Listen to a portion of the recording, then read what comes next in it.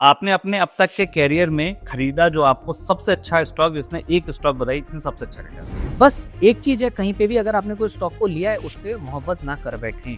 कोई एक स्टॉक जिसने सबसे तगड़ा चूना लगाया, फटका लगाया कि लगा आपको यार ये गलती हो गई? उसमें मैं इस चीज में विश्वास रखता हूँ कि हमें लॉस टाइमली बुक कर लेना चाहिए। दूसरा क्या होता है, आज मार्केट में बहुत तरह की टेक्नोलॉजी अवेलेबल है। शुभम, प्रॉब्लम टेक्नोलॉजी और टूल की नहीं है, प्रॉब्लम एक्शन लेने की है। तो स्टॉक पिक अगर कोई हाल फिलहाल आपने डाली हो अपने पोर्टफोलियो में ऐड की, अगर आप वो बताना चाहें कि 2-4 पिक तो किसी को याद है 6 महीने साल भर की खरीदनी हो? तो गिरते हुए मार्केट में मुझे कोई चाहिए, अगर मुझे बता दे कि मेरे डिसीजन को मैं सही करने जा रहा हूँ, नहीं करने जा रहा हूँ, तो मेरा डिसीजन या मेरा मनोबल दुगना हो जाता है।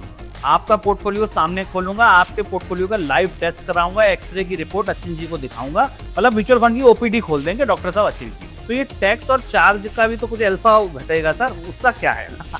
आज आमतौर पे निवेशक क्या करता है, कोई फंड में जाता है, रिटर्न्स देखता है और कर लेता है। वे फंडामेंटल होल्डिंग तो आप जाके देख नहीं सकते हो। दूसरा स्कूल ऑफ थॉट ये कहता है कि बॉस ये काम तो सर एक आम आदमी भी कर लेता है, एक आम फंड मैनेजर भी कर लेता है, बेसिक पढ़ाई वाला। मेरा जो मानना शुभम जी है कि too much analysis is paralysis. लेकिन यहाँ से पहला अंतर विरोध जो मेरे मन में है वो यही है, म्यूचुअल फंड था छोटा छोटा, बूंद बूंद से बनता सागर, ऐसे ही सिखाया गया। आपने कह दिया कि सीधे डालिए 50 लाख रुपए और लाइए हम करते हैं आपका मैनेज। क्यों आना चाहिए सर? इसमें पावर मेरे पास आ जाती है क्योंकि ये पीएमएस है। तो मेरे को लग रहा है फंड्स को एग्जिट करना, मैं एग्जिट कर दूंगा। और हम लोगों ने देखा है साल में अगर मैंने 10 फंड लिए, 2 से 3 फंड ऐसे होते हैं जहाँ पे हमें शिफ्टिंग करनी पड़ती है। देखिए, आप शुभ लाभ शो के अगर दर्शक हैं ना, तो मैं अपनी ये निजी जिम्मेदारी मानता हूँ कि आपको, आपके लिए ये शो भी शुभ हो, आपकी धन की यात्रा भी शुभ हो और आपको लाभ जरूर।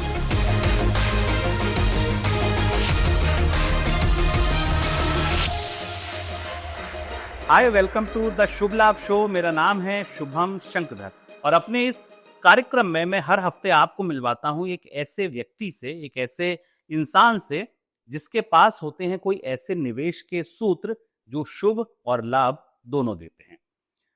आज आपको थोड़ा सा मंच अलग लग रहा होगा, आज मैं नोएडा में स्टूडियो से ये शो नहीं कर रहा हूँ। कारण है कि मुझे आज के मेहमान को मिलने के लिए, उनसे बात करने के लिए आना पड़ा गांधीनगर गिफ्ट सिटी। और आज मेरे साथ जो व्यक्ति बात करने के लिए हैं, जो मेहमान बात करने के लिए हैं, वो देश के जाने माने फंड मैनेजर, लोकप्रिय फंड मैनेजर अचिन गोयल जी हैं। बोनांजा पोर्टफोलियो से आते हैं, 300 करोड़ से ज्यादा का फंड मैनेज करते हैं। सर, बहुत स्वागत है आपका द शुभ लाभ शो में बात करने के लिए। धन्यवाद शुभम जी।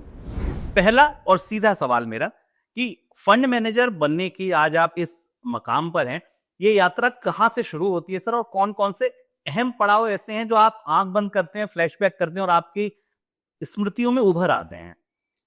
बहुत ही अच्छा सवाल है शुभम जी। और मैं यहाँ पे दर्शकों को बताना चाहूँगा कि मेरा जो एजुकेशन है वो बेसिकली केमिकल टेक्नोलॉजी में है, रसायन विद्या शास्त्र। और यूडीसीटी बॉम्बे से मैंने अपनी ग्रेजुएशन किया। उसके बाद मैंने मास्टर्स भी किया यूएस से केमिकल टेक्नोलॉजी में ही। फिर वहाँ पे रिसर्च एंड डेवलपमेंट में काम किया और ये रियलाइज़ किया कि जब रिसर्च में काम करते हैं तो किसी भी प्रोडक्ट को मार्केट आने में कम से कम 6 से 7 साल लगते थे। पेंट टेक्नोलॉजी में काम करता था या पॉलीमर का कोई प्रोडक्ट। और मैंने रियलाइज़ किया शायद मेरा पेशेंस 6-7 साल वाला तो नहीं है। तो ऊपर वाले की कृपा से मौका मिला, मैं इंडिया आया 2009 में और बोनांजा पोर्टफोलियो लिमिटेड में मैंने ज्वाइन किया। मैंने ज्वाइन किया एज अ रिलेशनशिप मैनेजर, जहाँ पे ब्रोकिंग साइड में मैं देखता था। और वहाँ से मेरा जो लर्निंग है फाइनेंशियल इंडस्ट्री की स्टार्ट हुई।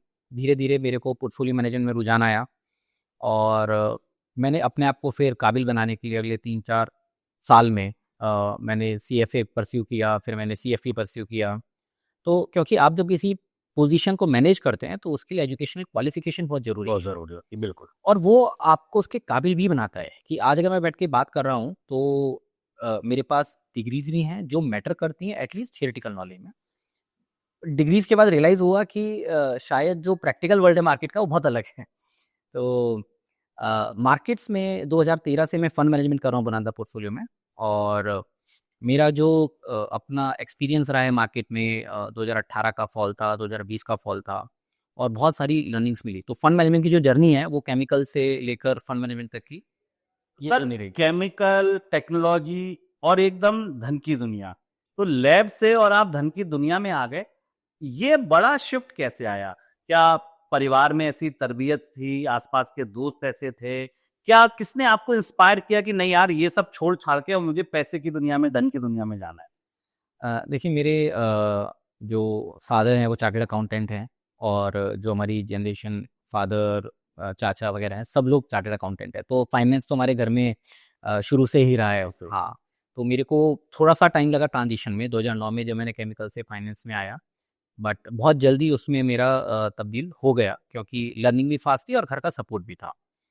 और डेफ़िनेटली सीखने में उनकी काफ़ी मदद रही। डेरिवेटिव सीखना मुझे लगता है उन्होंने बोला बेटा पैसे ले लो थोड़ा सा खोदो सब सीख में आ जाएगा। तो वहाँ से मेरी डेरिवेटिव की जर्नी शुरू हुई। तो इंटरेस्टिंग है और आज मैं थैंकफुल क्योंकि जो भी काम ब्रोकिंग का, डेरिवेटिव का, आर्बिट्राज का, फ्यूचर एंड ऑप्शन सब काम किए हुए हैं। तो आज मुझे लगता है पोर्टफोलियो मैनेजमेंट जो वेल्थ क्रिएशन की जर्नी है वो बहुत अच्छी जर्नी है निवेशकों के लिए और एक वेल्थ क्रिएट करने के लिए हमें एक लंबे समय के लिए ही निवेश करना चाहिए। बाकी सब चीज़ें आपको छोटे समय में शायद उतार-चढ़ाव खुशी दे सकती हैं बट लंबी नज़रिए में वेल्थ क्रिएट शायद नहीं कर पाएँगी। नहीं होती है। तो देखिए अचिन जी के जवाब से 2 बातें समझ आईं कि पहली बात तो अचिन जी की बात सुन के जो मुझे पहला पहला विचार मेरे दिमाग में आया, मेरे एक गुरुजी थे, कहा करते थे कि मछली के बच्चे को तैरना नहीं सिखाते। तो वो जो घर की तरबियत थी, जब फादर, चाचा सब लोग चार्टर्ड अकाउंटेंट हैं, तो कंपनी की नब्ज़ पकड़ के उसका हाल बता देना, अचिन जी को ये हुनर, ये फ़न दरअसल परिवार से ही मिल गया। और दूसरी बात जो उन्होंने कहा कि जिस स्थिति में आज वो हैं, आज जब वो फंड मैनेजर बने हैं, तो वो रिलेशनशिप मैनेजर भी रहे हैं, उन्होंने डेरिवेटिव्स के में भी काम किया, ऑप्शन में भी काम किया। घर वालों ने पैसा देके कहा कि भाई ठीक है, आप खुद जाकर काम कीजिए, सीखिए। अनुभव से बड़ी पाठशाला कोई नहीं है। जब आप एक्सपीरियंस लेते हैं, तो आप सबसे ज़्यादा अच्छे तरीके से चीज़ों को लेते हैं। तो तपा हुआ जो फंड मैनेजर होता है, वो दरअसल ऐसे ही बनता है। सर आगे बढ़ते हैं। आज आप एक अच्छा कॉर्पस इकट्ठा करके और लोगों का फंड मैनेज कर रहे हैं, ठीक है। कोई एक बात बताइए, आपको लगता हो कि शुभम जब आप पैसा लगाने में 50 लाख रुपया डालने जा रहा हूँ, पीएमएस में 50 लाख रुपया हम डालते हैं कम से कम, तब हमारा खाता खुलता है। मैं क्यों देश के और 300 साढ़े 300 पीएमएस में ना पैसा डाल के कोई एक चीज़ जो आपको लगता है शुभम बोनांजा को ये अलग बनाता है, मेरी ये यूएसपी है, हमारी ये यूएसपी है? तो आपने बहुत अच्छा सवाल किया शुभम क्योंकि आज 350 है, हो सकता है कल को और 150-200 आ जाए, 500-600 हो जाए। तो इसमें मैं अपनी यूएसपी जो मानता हूँ या मैं जिस विचारधारा से हूँ, उसमें मैं इस चीज़ में विश्वास रखता हूँ कि हमें लॉस टाइमली बुक कर लेना चाहिए। और ये जो मेरी मनोस्थिति है या बुक करने का नज़रिया है, ये मेरे को बहुत हार्ड लर्निंग हुई 2018 के फॉल में।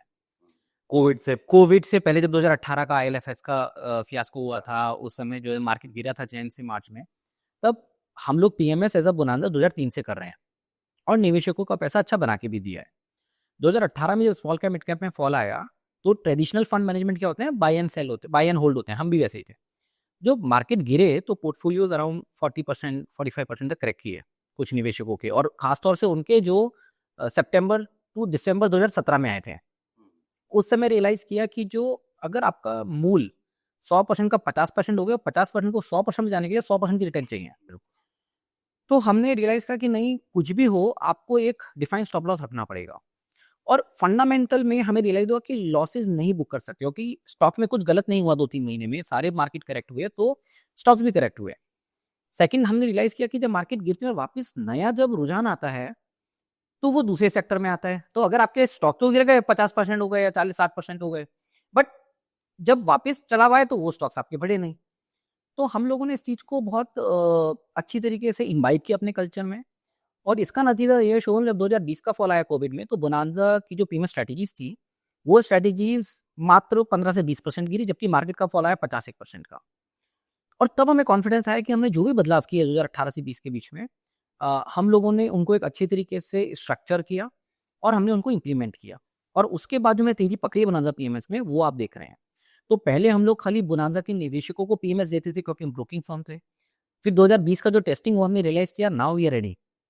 उसके बाद 2022-23 से हम लोगों ने मतलब डिस्ट्रीब्यूटर के पास या लोगों के पास अपना बताना शुरू किया और उसकी जर्नी आप देख रहे हैं। सामने। तो अभी सर बोनांजा के कुल कितनी पीएमएस स्ट्रेटजीज़ हैं? तो हम लोगों के अंदर डिस्क्रिशनरी पीएमएस में हम मेनली 4 स्ट्रैटेजीज़ प्रमोट करते हैं। और हम लोगों ने अभी रिसेंटली 1.5 साल पहले एक म्यूचुअल फंड पीएमएस लॉन्च किया, डिस्क्रिशनरी पीएमएस के अंदर ही है।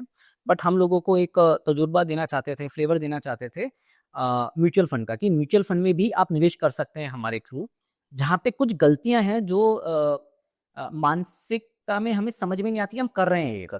वो हो रही होती है पर हमें पता नहीं होता, और पता भी होता तो हम एक्शन नहीं लेते हैं। तीसरा हमारा और एक है नॉन डिस्क्रिशनरी पीएमएस। वो भी शुभम उन लोगों के लिए, बहुत सारे निवेशक हैं जो चाहते नहीं मैं खुद मैनेज करूं, बट जब मार्केट में गिराव आता है, चढ़ाव आता है, तब उनको कोई चाहिए जहाँ पे वो बात कर सके। देखिए, अधिकतर इंडस्ट्री में लोगों के पास रिलेशनशिप मैनेजर होता है या डीलर होता है। हम लोगों को एक रिसर्च एनालिस्ट मैप करते हैं नॉन डिस्क्रिशनरी में। तो उनका जो डिसीजन मेकिंग है, हम बोलते हैं कि आप उसको रीवैलिडेट कर लो एक एक्सपर्ट से। तो गिरते हुए मार्केट में मुझे कोई चाहिए, अगर मुझे बता दे कि मेरे डिसीजन को मैं सही करने जा रहा हूँ, नहीं करने जा रहा हूँ, तो मेरा डिसीजन या मेरा मनोबल दुगना हो जाता है। या वो दूसरा बताएगा कि नहीं सर, आप ये करना तो चाह रहे हो पर हमारे हिसाब से ये रुकना चाहिए, तो मैं कॉशियस हो जाता हूँ। तो ये मनोस्थिति पे बहुत अच्छा प्ले करता है, और इन्वेस्टर को डेफिनेटली एक बेनिफिट मिलता है नॉन डिस्क्रिशनरी पीएमएस का। तो देखिए कि बोनांजा आपको एक टॉर्च देता है उस समय जब आपको अंधेरा दिख रहा हो बाजार में, जब आपको लगता हो कि राह इधर है, बाएं है या दाएं है या सीधे चलने में है, और आप अपनी बात को थोड़ी दुरुस्त करना चाहते हो, पुख्ता करना चाहते हो, तो बोनांजा अपनी पीएमएस स्ट्रेटजी में आपको एक टॉर्च की तरह एक गाइड भी देता है जो आपको बताता है। अजिन साहब, चूंकि मैं 3-4 बार आपके ऑफिस गया, मैंने हमेशा देखा कि ठीक है, जनरली फंड मैनेजर के ऑफिस में जाओ, पीएमएस के ऑफिस में जाओ, तो फंड मैनेजर अपने लैपटॉप कंप्यूटर से कम वास्ता रखते हैं, टीम होती है, काम करती है, आपके पास भी माशाल्लाह बड़ी टीम है, काम करती है, बट आप हमेशा अपने खटखट खटखट स्टॉक देखना, वो देखना, कितना फ्रीक्वेंटली आप दरअसल अपने पीएमएस में कोई स्ट्रेटजी बनाकर छोड़ दी और बैक टेस्टिंग कर कर छोड़ दी और उससे स्टॉक चुनते हैं, या आप हर दिन, हर हफ्ते, हर महीने कुछ करते हैं? तो ये भी एक्चुअली स्ट्रेटजी के ऊपर डिपेंड करता है। तो मल्टी कैप स्ट्रेटजीज में 2 स्ट्रेटजी का यहाँ पे एग्जांपल लेता हूँ। एक हमारी स्ट्रेटजी है एजिस, जिसका मतलब होता है प्रोटेक्शन। प्रोडक्शन। तो वहाँ पे हम लोगों ने उसका जो रूल बुक बना रखा है, उसमें बना रखा है कि हम लोग कोई भी स्टॉक, जैसे मैं बताया कि अगर गिरेगा 25-30% तो मैं निकल जाऊँगा, और अगर मेरा कोई स्टॉक बहुत जल्दी ओवर वैल्यूड हो गया, बहुत जल्दी रन अप कर गया, तो मैं इसमें से प्रॉफिट बुक करता रहूँगा। फिर हम लोग उसमें ये भी ध्यान रखते हैं कि अगर मेरा कोई स्टॉक चल नहीं रहा है, सपोज मैंने कुछ सोच के ही लिया था कि ये स्टॉक चलेगा, कुछ फंडामेंटल थे, कुछ कारण थे कि अच्छा लग रहा था, बट हो गया 2 महीने हो गए, 3 महीने हो गए, नहीं चल रहा है, तो मेरे को लगता है अपॉर्चुनिटी लॉस है। तो एजिस की जो स्ट्रैटेजी है वो मल्टी कैप ही है, बट उसका जो प्रोसेस है वो इन 3 चीज़ों के ऊपर निर्भर करता है कि मैं उसमें रोज काम कर रहा हूँ, नहीं कर रहा हूँ। बट रोज नॉर्मली पीएमएस में काम नहीं होता है शुभम जी। टीम होती है, वो एनालाइज करती है, बट हम रोज एक्शन नहीं लेते हैं। नहीं। हाँ। दूसरा और एक होता है हमारे इसमें यूएसपी, आपने पूछा था, और एक चीज़ जो हम लोग को डिफर करती है, वो मैं एजिस के माध्यम से बताना चाहूँगा कि मेरा अगर निवेशक आज आया है और मेरे एजिस में फॉर एग्जांपल 25 स्टॉक हैं, तो आज के मार्केट के हिसाब से मैं उस निवेशक में जो आज आया है, वो 25 स्टॉक में से कुछ स्टॉक बाय करूँगा जो मेरे को स्ट्रॉन्ग लग रहे हैं। मैं सारे के सारे 25 स्टॉक बाय नहीं करूँगा। दूसरे मेरे कुछ स्टॉक्स होंगे जो बहुत अच्छे चल रहे हैं, रनअप में कर गए हैं। तो पुराने निवेशकों में तो उन्होंने सपोज 100%, 125% की रिटर्न बना ली है। नए निवेशक के लिए वो थोड़ा-सा ओवर वैल्यूड हो सकता है। तो वहाँ पे शायद मैं उसमें कम एलोकेशन लूँगा। तो इस चीज़ से क्या होता है, जो भी मेरा नया निवेशक आता है, उसको एक कुशन मिलता है। हम डे 1 पे जल्दी नहीं करते निवेश करने की, और उसको जब मार्केट अगर गिराव आता है वहाँ से, तो उसको उतना बुरा एक्सपीरियंस नहीं होता है मार्केट का। नहीं। तो अच्छा, एक सवाल सर मेरा बड़ा मन है आपसे पूछने का, सिंस आप फंड मैनेजर हैं। कोई कंपनी आई सर, ठीक है, एक पूरी आपकी टीम होगी, टेस्ट करके आपके पास आती होगी फाइनल अप्रूवल के लिए, सर हम ये खरीदना चाहते हैं। कुछ अचिन जी की अपनी ऐसी टिक मार्क लिस्ट है कि यार ये 4 चीजें हो ना, जैसे मैं बहुत सारे पीएमएस मैनेजर्स को सुनता हूँ, फंड मैनेजर को सुनता हूँ, तो वो अब पता नहीं वो अंदर ऐसा करते नहीं करते हैं, बाजार में तो यही है कि भाई 10 साल की प्रॉफिट ग्रोथ देख लो, 10 साल का ये देख लो, वो देख लो। क्या आपने कुछ ऐसे टिक मार्क नियम बना रखे कि यार कोई कंपनी खरीदनी ना, ये 4 चीजें तो कम से कम होनी चाहिए, वरना मेरे पास लेके मत आना? हाँ, तो मैं इसमें अगेन इस चीज़ को मैं और शुभम जी इसको थोड़ा ब्रेक करता हूँ। एक होता है रिसर्च, दूसरा होता है फंड मैनेजमेंट। ये दोनों बड़े इंपॉर्टेंट हैं। रिसर्च वालों का क्या रहता है, जो आपने बताया है, जो प्रॉफिट हो गया, ग्रोथ हो गया, सब देखते हैं। फंड मैनेजर, जो मैंने आपको बताया कि मैंने इक्विटी किया है, मैंने डेरिवेटिव किया, मैंने ट्रेडिंग किया है, यहाँ से मेरे को एक अच्छा नॉलेज टेक्निकल का है। मैंने सीएफए किया, मैंने सीएफपी किया, मैंने रिसर्च किया, यहाँ से अच्छा मुझे एक फंडामेंटल का समावेश है। तो मैं अपने आप को एक्सपर्ट तो नहीं बोलता हूँ, बट एक मेरे को डिसेंट अंडरस्टैंडिंग टेक्निकल फंडामेंटल दोनों की है। तीसरा, मार्केट में 15 साल हो गए हैं। मेरे को मार्केट में पढ़ने का, ग्लोबल में क्या हो रहा है वो भी मेरे को एक अच्छा आइडिया है और मैं उसमें पढ़ता रहता हूँ। तो जब कोई भी स्टॉक लेके मेरी रिसर्च टीम आती है तो मैं देखता हूँ सबसे पहले ये सेक्टर में या स्टॉक में कुछ नेगेटिव तो नहीं है। क्या इसमें कोई गवर्नमेंट की पॉलिसी आने वाली है या पीछे आई थी जो इम्पैक्ट कर सकती है। दूसरा, डेफिनेटली मैं एक बार ये देखता हूँ कि जो स्टॉक्स हैं उनमें प्रमोटर्स का, एफआईएस का, डीआईएस का होल्डिंग क्या चल रहा है, क्या वो डिक्रीज हो रहा है, इंक्रीज हो रहा है, क्योंकि वहां से मेरे को डेफिनेटली अंदाजा आता है कि खुद क्या कर रहे हैं। खुद क्या कर रहे हैं, बिल्कुल। तीसरा, मैं देखता हूँ उसका लिवरेज, प्लेज कितना है। अगर ज़्यादा प्लेज है तो मैं थोड़ा सा केयरफुल रहता हूँ कि प्लेज है तो क्यों है। चौथा, डेफिनेटली उसकी टॉप लाइन ग्रो करनी चाहिए। मतलब एक चीज़ मान के चलता हूँ, बॉटम लाइन हो सकता है आगे पीछे ग्रो कर जाए, अगर मेरा धंधा टॉप लाइन ही ग्रो नहीं कर रही है तो मेरे लिए थोड़ा रेड फ्लैग है। स्टैग्नेशन भी मेरे को समझ में आता है अगर इंडस्ट्री साइक्लिकल है या स्टैग्नेंट में है, बट अगर टॉप लाइन में हमेशा देखता हूँ। तो ये कुछ चीज़ें मैं ध्यान में रखता हूँ। उसके बाद चार्ट हो गए या बेसिक अंडरस्टैंडिंग हो गई। और एक और चीज़ जो मुझे, हम पहले बात कर रहे थे एजिस की, हमने बात की थी, एज की रह गई थी मेरी बात। जो दूसरा स्ट्रैटेजी आपने बोला था आप रोज बाय सेल करते हैं क्या, तो एजिस के बिल्कुल अपोजिट एक स्ट्रैटेजी है एज स्ट्रैटेजी। राइट। वहां पे हम लोग अपॉर्चुनिटीज देखते हैं स्टॉक में कि किसमें कुछ ऐसा नया अपॉर्चुनिटी ट्रिगर होने वाला है या कोई कैटलिटिक ट्रिगर होने वाला है। कोई उसमें स्पिन ऑफ होने वाला है क्या, कोई डीमर्जर की सिचुएशन बन रही है या कोई उनका प्रोजेक्ट अप्रूव होने वाला है। तो हम उसमें थोड़ा डिटेल में काम रखते हैं और हम उसमें मैनेजमेंट कमेंट्रीज भी सुनते हैं, कोशिश करते हैं मैनेजमेंट से मिले, उनकी बहुत गतिविधियों के ऊपर क्लोज ट्रैक रखते हैं। ये एज स्ट्रैटेजी है जिसमें बहुत ज़्यादा चर्निंग बाय सेलिंग होती है, क्योंकि एक बार अगर आपने कंपनी में निवेश कर दिया, तो फिर आप जब तक वो कैटलिटिक इवेंट हमारा मेंटेन है हम उसमें बने रहते हैं। बने रहे। और मतलब हम लोगों ने उसमें पिछले 5 साल में एक अच्छा रिटर्न भी दिया है लोगों को, एजिस में भी अच्छा रिटर्न दिया, और दोनों का जो चलन है ना वो अलग है। देखिए दोनों मल्टी कैप में है, दोनों का तरीका अलग है। लॉन्ग रन में दोनों ही हो सकता है आपको 20-25% की CAGR return they the, but जो जर्नी है वो अलग रहेगी। अलग रहेगी। सर, 2 स्कूल ऑफ थॉट हैं। मैं चाहूँगा आप ये बताएँ कि आप कौन से स्कूल ऑफ थॉट में पर ज़्यादा भरोसा करते हैं? कौन-सा आपको ज़्यादा मुतमईन करता है, संतुष्ट करता है? एक स्कूल ऑफ थॉट ये है कि यार जो कंपनियाँ ठीक-ठाक दिख रही हैं, बड़ी कंपनियाँ हैं, चल रही हैं, उन्हीं में पैसा डालो। Asian Paint, HDFC bank, Titan, Relaxo, ये चल रही हैं, चलती-चलती कंपनियों में पैसा डालो, कंसिस्टेंट कंपाउंडर है, पैसा बनेगा। थोड़ा बहुत पैसा है वो अपने हिडन जेम्स में और इन सब में डालो। दूसरा स्कूल ऑफ थॉट ये कहता है कि बॉस, ये काम तो सिर्फ एक आम आदमी भी कर लेता है, एक आम फंड मैनेजर भी कर लेता है, बेसिक पढ़ाई वाला। जब मैं अचिन जी के पास पैसा दे रहा हूँ, तो मैं तो चाहूँगा कि यार ऐसा हो कि जो भविष्य में बड़े मल्टीबैगर होने वाले हैं, कोई ऐसी कंपनियाँ जो अभी शुरू हुई हैं और ये भविष्य की टाइटन बनेंगी और एचयूएल बनेंगी, हमें वो वहाँ पैसा लगाना चाहिए। कहाँ आपको लगता है कि ज़्यादा बेटर, कौन-सा स्कूल ऑफ थॉट आपको ज़्यादा फ़ोर्स करता है सोचने के लिए?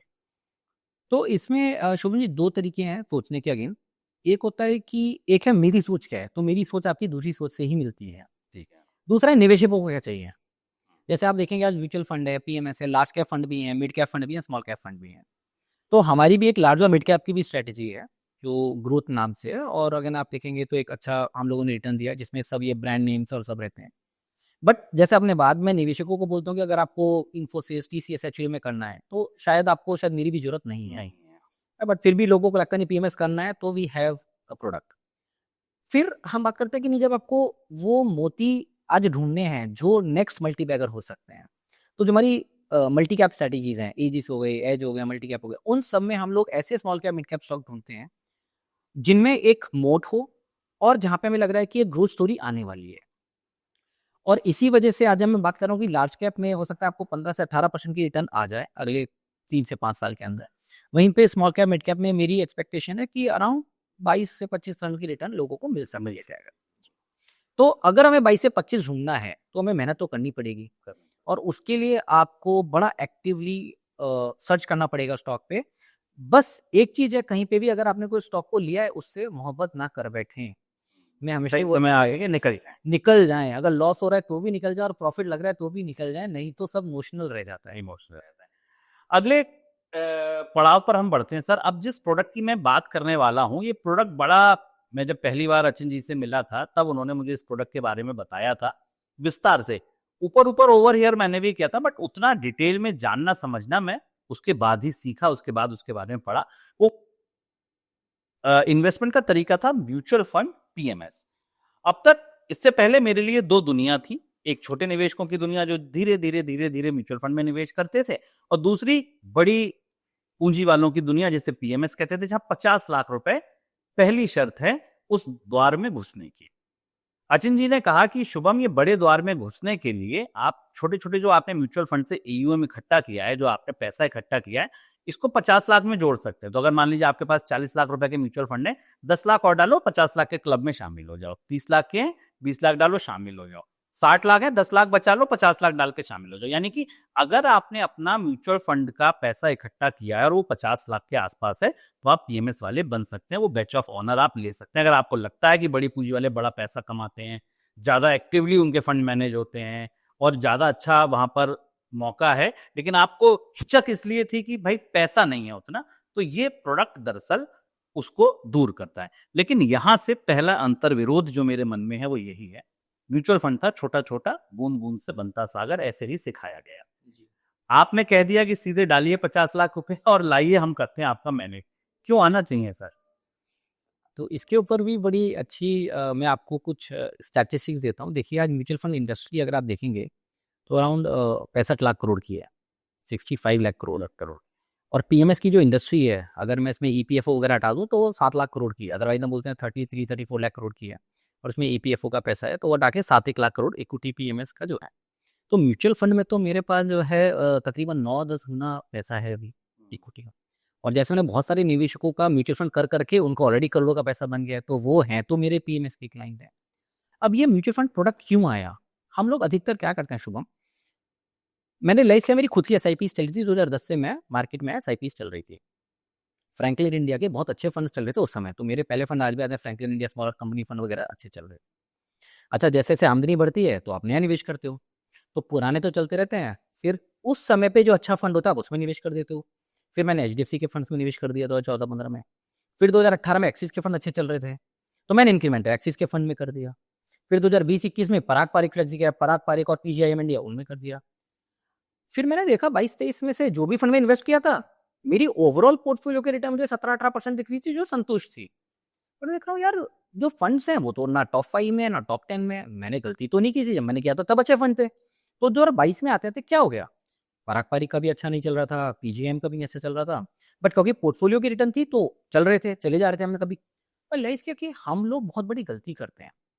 हम लोग म्यूचुअल फंड को बताया लंबे समय के लिए निवेश करिए, बट किसी ने क्या आपको मना किया कि एक म्यूचुअल फंड पे दूसरे में मत शिफ्ट कीजिए? नहीं। हम स्टॉक में तो करते हैं, पर पता नहीं म्यूचुअल फंड में क्यों हम लोग समझते हैं कि नहीं करना चाहिए। हम लोगों ने म्यूचुअल फंड भी इक्विटी में निवेश कर रहे हैं, तो हम लोगों ने इस चीज को काउंटर करने के लिए हमने एग्रेसिव स्ट्रेटेजी लॉन्च की म्यूचुअल फंड में, प्राइम एग्रेसिव। हमने बोला कि आप म्यूचुअल फंड में कर रहे हो, हम आपका म्यूचुअल फंड नहीं करेंगे, बट आप हमें मौका दो कि हम अगर कोई म्यूचुअल फंड अच्छा नहीं कर रहा है तो हम उससे निकल के एक अच्छे करते हुए में आ जाए फंड। उसके लिए हमने डेटा का यूज किया कि कौन सा अच्छा कौन सा नहीं है, राइट। और अगर आप देखेंगे हिस्टोरिकली शुभम, कि कोई भी फंड जब अंडर परफॉर्म करना शुरू करता है, तकरीबन 2 से 3 साल तक अंडर परफॉर्म करता है। अगर उसका फंड में बहुत अच्छा हुआ तो 2-3 साल में वापस आ जाते हैं, नहीं तो शायद वो अंडर परफॉर्म करते रहते हैं, राइट। जैसे फ्रैंकलिन इंडिया फंड्स है, अब शायद बहुत समय के बाद वापस अच्छा करना शुरू किया। पिछले 10 सालों में फ्रैंकलिन इंडिया अच्छा नहीं कर रहे थे। एचडीएफसी के फंड ने वापस अच्छा करना शुरू किया, स्मॉल कैप फंड, राइट। तो अगर मैं उस 5 साल में उसमें रहता या उससे निकल के दूसरे में आ गया होता, तो मेरी रिटर्न पोर्टफोलियो की कम से कम सालाना 5 से 10% के बीच में ज्यादा होती। सालाना 5 से 10% सालाना कम से कम ज्यादा होती। बट क्योंकि मैंने नहीं किया, मैं 17% पे खुश हूं। हो सकता है मेरी 22% या 23% की कैगर होती, और जब मैं 5-10% को 10 साल पे कंपाउंड करता हूँ तो बहुत बड़ा अमाउंट होता है। बहुत बड़ा, बिल्कुल 1-1% से अंतर आ जाता है। आप सोचिए ना कि एक्सपेंस रेशियो कितना होता है, उसमें भी आदमी सोचता है डायरेक्ट करूं कि रेगुलर है। तो अच्छा अजय सर, एक चीज बताइए कि जैसे मान लीजिए कि मैं भी 10-15 साल से म्यूचुअल फंड कर रहा हूं, तो जब आप ये बात कह रहे हैं कि हमने डेटा को देखा, डेटा को जाना, कोई ऐसा टूल वगैरह बनाया बोनांजा ने कि मैं उधर अपने म्यूचुअल फंड डालूं और मुझे समझ में आ जाए कि पिछले 10 साल में मैंने गलती करी, या मैं ही चाणक्य के साथ? मेरी डेफिनेटली देखिए, जब हम इतने मास को केटर करते हैं तो टेक्नोलॉजी के बिना सर्वाइव नहीं कर सकते हैं। और आज हमारी जो ग्रोथ है बोनांजा पीएमएस की, उसमें टेक्नोलॉजी का बहुत बड़ा रोल है। और हमारी जो टीम है, पूरी टेक टीम, रिसर्च टीम, हम लोग टेक्नोलॉजी को उतना ही वेटेज देते हैं जितना रिसर्च को देते हैं। तो हमने अपना इन हाउस टूल बनाया हुआ है जिसको हम रिवैलिडेट करते रहते हैं थीसिस को। तो आज कोई भी निवेशक अगर मेरे पास आता है मैं इमीडिएटली उनके पोर्टफोलियो उस टूल के थ्रू देख के बता सकता हूँ कि आपका पोर्टफोलियो में कौन से फंड्स अंडर परफॉर्म कर रहे हैं। क्या नाम है टूल का सर? हम लोग उसको अपना इंटरनल बोलते हैं, बोनांजा ज्ञान करके बोलते हैं हम सब। बोनांजा ज्ञान। तो सर कुछ ऐसी योजना है कि आगे आने वाले दिनों में लोगों के लिए ये टूल लाया जाए, भले सब्सक्रिप्शन पे आए? पर मैं आपको ये भी बताता हूँ शुभम जी कि मतलब हमने हमारी टीम ने बहुत विचार किया कि आपने टूल तो दे दिया, देखिए एक्सरे की रिपोर्ट होती है, कोई डॉक्टर कैसे देखता है उसको, उसके ऊपर डिपेंड करता है। सही बात। मैंने तो बता के दे दिया, आप उसको गलत तरीके से यूज करेंगे तो दिक्कत हो जाएगा। दूसरा क्या होता है, आज मार्केट में बहुत तरह की टेक्नोलॉजी अवेलेबल है शुभम। प्रॉब्लम टेक्नोलॉजी या टूल की नहीं है, प्रॉब्लम एक्शन लेने की है। मैं आपको प्रैक्टिकली बताता हूँ, मैं बहुत सारे लोगों से मिलता हूँ, उनको बताता हूँ सर आपका ये फंड अच्छा नहीं कर रहा है, उनको दिखता है अच्छा नहीं कर रहा है। मैं आपको बोलूंगा एग्जिट एग्जिट नहीं करेंगे। अब क्यों? वहाँ पे बिहेवियरल बायस आ जाते हैं। सर वो एग्जिट लग जाएगा, वो टैक्स लग जाएगा, वो कैपिटल गेन्स लग जाएगा, वो उस चक्कर में क्या खो रहे हैं। फिर सर समय नहीं है, जानकारी नहीं है, तो इतने सवाल अटक जाते हैं कि आप एक्शन नहीं ले पाते हो। तो ये तो जब सामने बता रहा हूँ तब नहीं ले पाते। अब टूल में अगर टूल बता भी देगा आपको ये करना है, वो एक्शन होगा ही नहीं होगा उसकी गारंटी। देखिए, आप शुभ लाभ शो के अगर दर्शक हैं ना, तो मैं अपनी ये निजी जिम्मेदारी मानता हूं कि आपको, आपके लिए ये शो भी शुभ हो, आपकी धन की यात्रा भी शुभ हो और आपको लाभ जरूर हो। आप म्यूचुअल फंड में निवेश कर रहे हैं, आप पीएमएस में जाए ना जाए, आपका निर्णय होगा। आपको लगता हो कि मुझे अपने फंड में फंड चेंज करने या नहीं करने, वो आपका नजरिया होगा।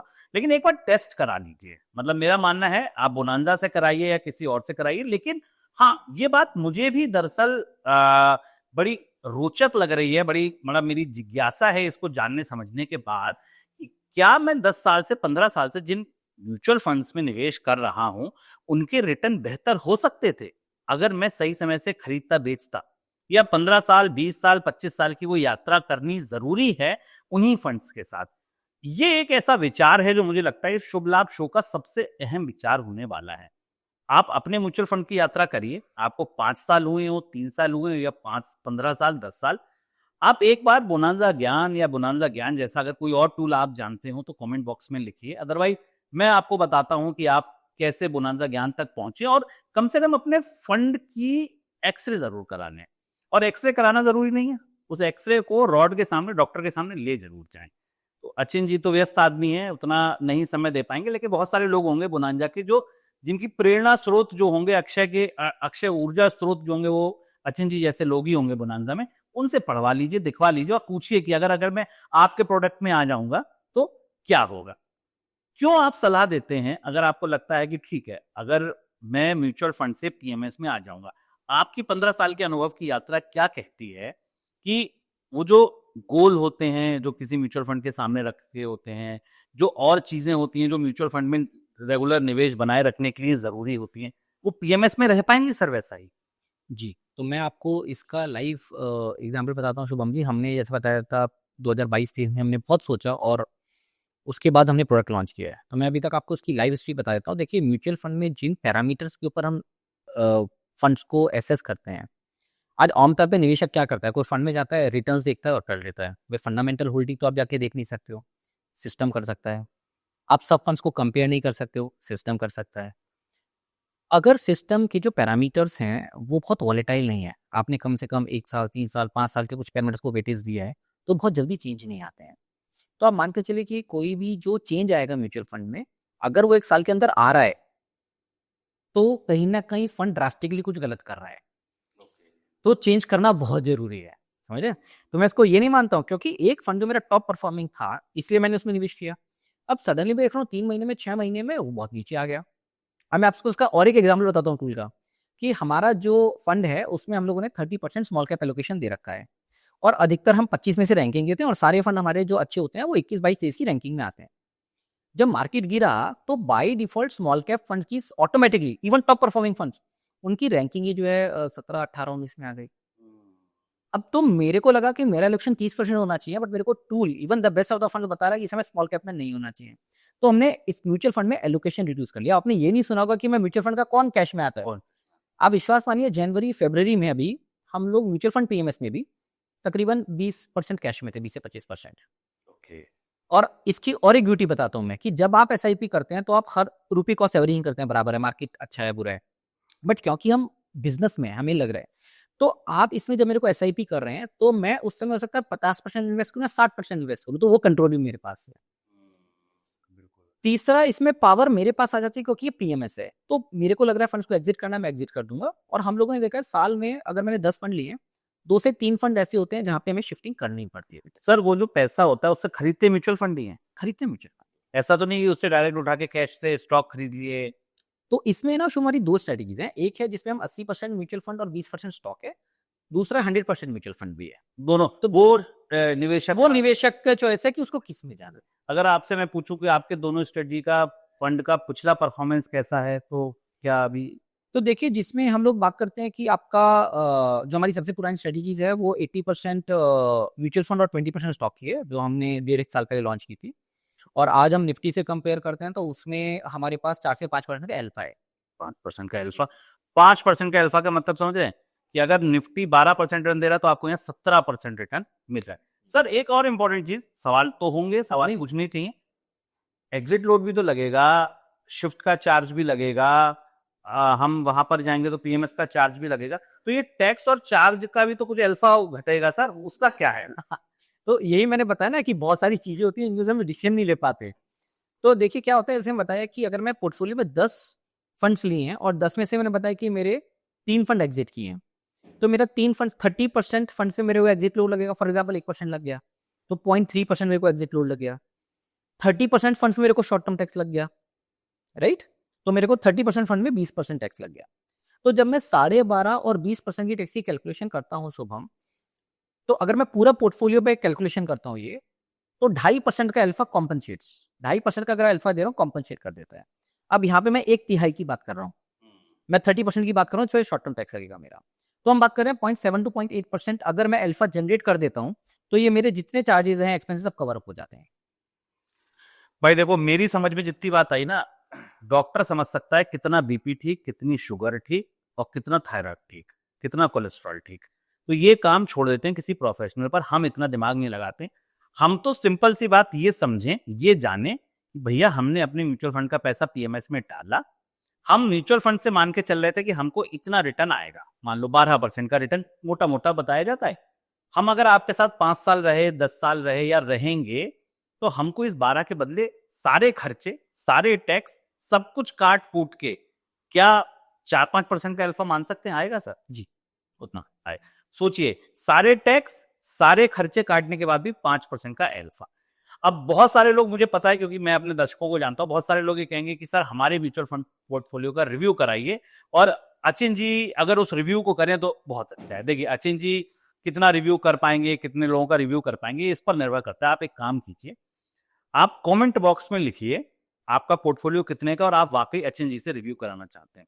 आई प्रॉमिस यू, अचिन जी से मैं अभी प्रॉमिस ले लेता हूं, अगर 20 लोगों का भी मेरे पास नाम और नंबर आ गया, मैं स्टूडियो में बुलाऊंगा, आपका पोर्टफोलियो सामने खोलूंगा, आपके पोर्टफोलियो का लाइव टेस्ट कराऊंगा, एक्सरे की रिपोर्ट अचिन जी को दिखाऊंगा, उसके बाद आप पे निर्णय आप लें या ना लें। लेकिन हाँ, नोएडा के स्टूडियो से मैं खुद अचिन जी को बुलाकर आपके साथ ये पूरा शो करूंगा। शर्त यही है 20 लोग कम से कम हो, क्योंकि अचिन जी भाई मुंबई से इनको नोएडा लाना मुश्किल है, व्यस्त व्यक्ति हैं।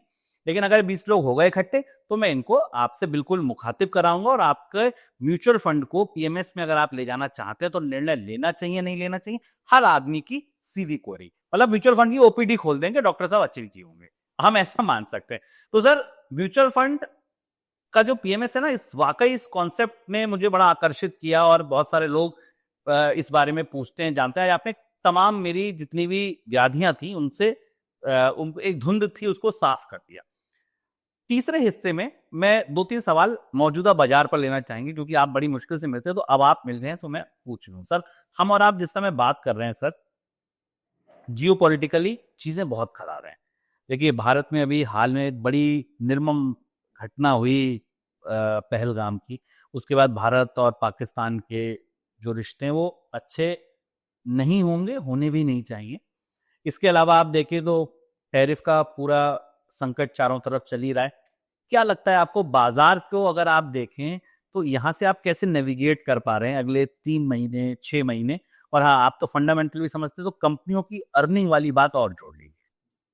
तो देखिए, जो टैरिफ वाली बात थी, तो उसमें मुझे लग रहा है कि हम लोग शायद एक बॉटम देख के आ चुके हैं, जो टैरिफ रिलेटेड जितना मार्केट का था। एक रिएक्शन आया जहाँ पे हमें पता चला कि एक स्तर है, वो अभी 10% तो लगना ही है टैरिफ का। ऊपर लगेगा, कम लगेगा, ज़्यादा लगेगा, लोगों को एटलीस्ट अब मानसिक प्रिपेयर्डनेस है कि कुछ तो होगा।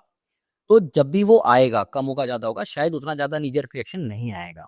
मार्केट में क्या होता है, सबसे पहले कोई भी चीज़ आती है तो बहुत स्टीप रिएक्शन आता है, क्योंकि फर्स्ट टाइम कोई चीज़ मार्केट में आई है। तो टैरिफ वाले वॉर से शायद हम अभी निकल गए हैं, यहाँ से जो भी होगा बेटर ही होगा, शायद बुरा नहीं होगा। फिर हम बात करते हैं जो अभी जियोपॉलिटिकल टेंशन है। शुभम जी, अगर मेरा अगले 2-3 साल को लेके अगर एक कंसर्न है मार्केट को, वो अर्निंग्स नहीं है, कुछ नहीं, खाली जियोपॉलिटिकल टेंशन है। क्योंकि देखिए, इंडिया, हम लोग कंजम्पशन ड्रिवन इकोनॉमी है, तो एक्सपोर्ट्स में मेरा बहुत ज़्यादा कुछ, यूएस अगर टैरिफ बढ़ा देगा, क्या इंडियन की इकोनॉमी कोलैप्स होगी? ऐसा नहीं है। ग्लोबली इंटीग्रेटेड है, इम्पैक्ट आएगा, बट बहुत सीवियर इम्पैक्ट नहीं आएगा।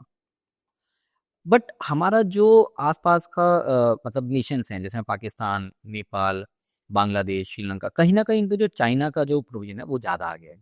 तो वो वाला जो एक फैक्टर है कि कल को जियोपॉलिटिकल टेंशन, कुछ ऐसी इंस्टेबिलिटी होती है, यहाँ पे वॉर लाइक सिचुएशन होती है, होनी नहीं चाहिए, हम भी प्रे करते हैं, अगर होता है, वो वाला एक फैक्टर है जो बड़ा अनसर्टेन है। और जैसे-जैसे भी एक्टिविटीज़ बढ़ रही हैं, कहीं न कहीं एक रहता है कि ये कभी हुआ तो। तो वो एक फैक्टर है जहाँ पे शायद मार्केट को एक इम्पैक्ट आएगा और बड़ा इम्पैक्ट आएगा। जियोपॉलिटिकल चिंता आपकी लिस्ट में सबसे ऊपर है। बॉटम अगर देख रहे हैं आप, मान लीजिए जियोपॉलिटिकल घटना हो जाती है, आप चार्ट्स भी बेहतर तरीके से समझते हैं, नीचे निफ्टी कहाँ टारगेट दिख रहा है आपको देखिए, वर्स्ट केस सिनेरियो में? देखिए, वर्स्ट केस सिनेरियो में अगर गया, मुझे नहीं लगता यहाँ से हम लोग 20% के नीचे फॉल देख रहे हैं, नॉट मोर देन 18,000 मान लीजिए, मोटा मोटा Right. 23,000 चल रहा है, तो अगर आप सबसे ज्यादा 4, 4.5, 5,000 पॉइंट पकड़ लीजिए, तो 18,000 के आसपास बॉटम, बहुत बुरी स्थिति आई तो लगेगा। हाँ। दिन अच्छे रहे, भगवान ने आपकी सुनी, हमारी सुनी, जियोपॉलिटिकल चीजें नहीं हुई, तो निफ्टी इस साल कहाँ? इस साल अगर हम निफ्टी देखते हैं, सब कुछ अगर अच्छा रहा, तो हो सकता है हम यहाँ से 26-27 हज़ार कम से कम निफ्टी देखें। दिवाली तक? नहीं, दिवाली तक तो नहीं, बट हाँ, मार्च तक, क्योंकि दिवाली तक जल्दी हो जाएगा थोड़ा, बट हाँ, अगले मार्च साल, तक। जी, मतलब इस फाइनेंशियल ईयर में आप 27-28,000, 26,000, 26,000 के आसपास देख 26,000 के आसपास आप निफ्टी देख सकते हैं। कौन से सेक्टर इस समय आपकी सबसे आगे रडार में है? क्योंकि देखिए, फ्रेंजी जो मुझे अभी थोड़ी ठंडी पड़ती दिखी, वो रेलवे की दिखी। डिफेंस में भी अब सिलेक्टेड पॉकेट्स में थोड़े से अप शूट्स हैं। अगर आप देखें तो बहुत सारे बैंक्स चल रहे हैं। आपके रडार पे अभी कौन से सेक्टर्स ऐसे हैं जहां पर आप पिक्स चुन रहे हैं? तो शुभम, हम लोग जो देख रहे हैं, हम लोग डिफेंस में काफ़ी बुलिश हैं अभी। हम लोगों ने अपना पोर्टफोलियो डिफेंस में टिल्ट किया है पिछले 3 महीने में। डिफेंस में भी कुछ स्टॉक्स जो टेक डिफेंस में है, हम उनके ऊपर भी बुलिश हैं। हार्डकोर डिफेंस में उन पे भी बुलिश हैं। फिर हम लोग एक सेक्टर जो टेक्सटाइल है, वहाँ पे बुलिश है, क्योंकि जब ये टैरिफ का वॉर आया, तो वहाँ पे हमें लगा जो इंडियन टेक्सटाइल इंडस्ट्री है, वो इनहेरेंट एडवांटेज में रहेगी। वहाँ पे हम लोग बुलिश हैं। केमिकल इंडस्ट्री में कुछ स्टॉक्स हैं जहाँ पे हम लोग काफ़ी अपनी वॉच रखे हुए हैं, वहाँ पे भी हम लोग एक्सपोज़र बढ़ा रहे हैं। और अभी जो टर्न अराउंड लग रहा है हमें, जो एक अंडरडॉग काफ़ी टाइम से चल रहा है, वो आईटी इंडस्ट्री है।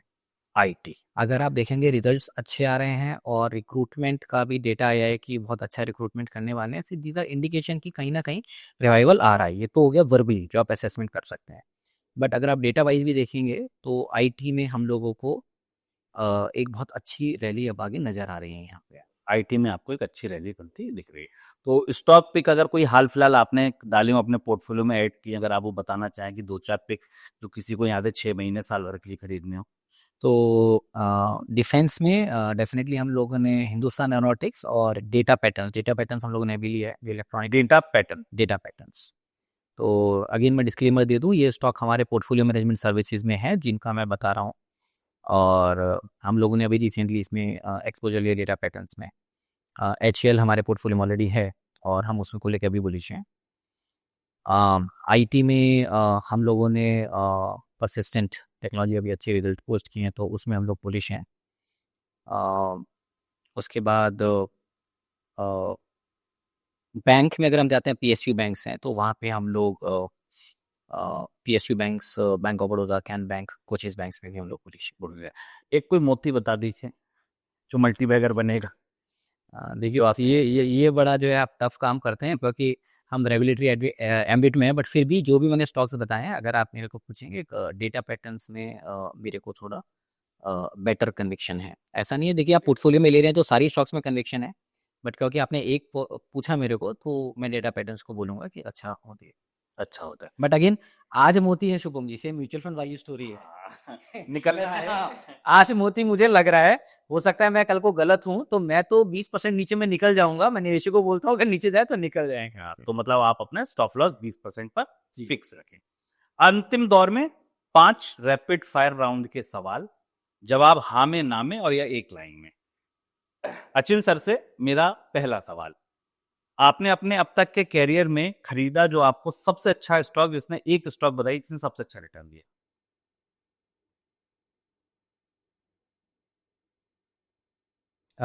वॉकहार्ट। वो कार्ड में आपने सबसे बड़ा रिटर्न दिया। कोई एक स्टॉक जिसने सबसे तगड़ा चूना लगाया, फटका लगाया कि लगा आपको यार ये गलती हो गई? सुयोग टेली। सुयोग टेली। टेली, ओके। सुयोग टेली वो स्टॉक है जिसमें अचिन जी को लगा कि उन्होंने सबसे बड़ी गलती करी। अगला और तीसरा सवाल, हर being a fund manager, being a torch bearer, being a guide, what you suggest, कोई एक स्टॉक आप बताइए जो आपको लगता है कि आप अपने भाई को, अपने हर फॉलोअर को, हर दर्शक को, आपके साथ वो काम करे ना करे, आप चाहते हो कि ठीक है यार मुझे कुछ काम तो अच्छे भी करने हैं, मैं चाहता हूं कि हर व्यक्ति के पोर्टफोलियो में एक ये स्टॉक तो ना जरूर होना चाहिए। हिंदुस्तान एरोनॉटिक्स। HAL का स्टॉक हर आदमी के पोर्टफोलियो में, और एक स्टॉक जो बिल्कुल नहीं होना चाहिए। नहीं, ऐसा तो ऐसा नहीं बोलना चाहेंगे, बहुत कम लोग होते हैं जो बताते हैं बहुत बुलंद, भाई ये स्टॉक मत लेना। एक सेक्टर बता दीजिए इससे दूर रहें, वेदर साइक्लिकल इन नेचर और नॉट। टेम्पररी। मुझे लग रहा है कि अभी आपको एफएमसीजी से शायद थोड़ा सा दूर रहना चाहिए। टेम्पररी। FMCG से अभी थोड़ा सा आप दूर रहें, ये आपके लिए एक सलाह है। एक कोई आखिरी गुरु मंत्र जो आपने अपनी ये पूरे 15 साल की तपस्या से हासिल किया हो, कोई एक ऐसा गुरु मंत्र जो आपको लगता है कि बॉस इस बाजार को जिया है मैंने, मैं बोल के जा रहा हूं, जाओ ये मुट्ठी में रख लो राख, कभी फेल नहीं होगे। कोई एक सलाह सर, ऐसी मत दीजिएगा कि धैर्य रखना चाहिए, लॉन्ग टर्म पेशेंस, ये किताबी बातें मुझे नहीं पसंद आती। कोई ऐसी सलाह बताइए तो थोड़ी सी वर्केबल, मतलब एग्जीक्यूटेबल हो, मतलब मैं एग्जीक्यूट कर सकूं। अ, मेरा जो मानना शुभम जी है कि too much analysis is paralysis. तो मैं लोगों को सुझाव दूंगा कि बहुत ज़्यादा हम एनालिसिस किसी चीज़ का करते हैं ना, तो कहीं ना कहीं हम गड़बड़ करते हैं। आपको कोई भी स्टॉक समझना है तो एक जनरल अंडरस्टैंडिंग को ज़्यादा वेटेज दीजिए। डेटा नंबर्स को आप जितना समझ सकते हैं समझें, बट निवेश के लिए कॉमन सेंस और अंडरस्टैंडिंग और मार्केट एक्सपीरियंस ज़्यादा मैटर करता है। मतलब जितना सादा है, जितना सरल है, वो उतना ही सटीक है। अंत में एक बात जरूर कहूंगा, अचिन जी के पूरे बिहेवियर में जब आप इनसे आप मिलेंगे तो आप, मतलब इनकी जो गर्मजोशी से जिस तरह ये मिलते हैं ना, ये जितने सीधे सरल सहज लगते हैं, इनकी सलाह भी वैसी है कि too much analysis is paralysis. Achin ji, बहुत मजा आया आपसे बात करके, बहुत शुक्रिया आपका शुभ लाभ शो में जुड़ने का।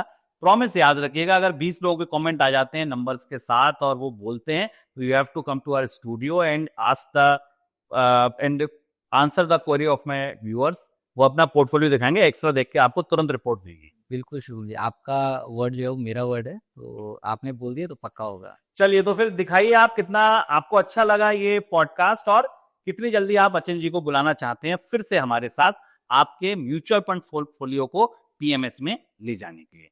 फिलहाल दीजिए इजाजत, नमस्कार।